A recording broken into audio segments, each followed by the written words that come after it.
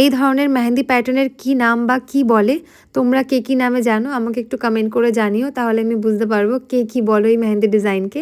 আজকে ক্লাস চলছিল আমার, ক্লাস করাকালীন, তো ভাবলাম একটা নতুন কিছু ক্রিয়েট করা যাক ফ্লাওয়ার আর পাতার মধ্যে।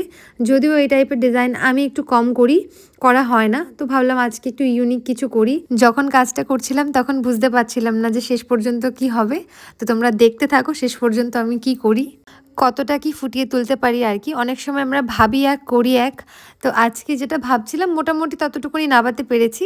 সবার হাতে কম বেশি মেহেন্দি করি, তো আজকে আমার একজন স্টুডেন্ট জিজ্ঞেস করেই বসলো, দিদি তুমি লাস্ট টাইম কবে মেহেন্দি পড়েছো? তো আমি বললাম লাস্ট টাইম সম্ভবত 3 বছর আগে মেহেন্দি পড়েছি।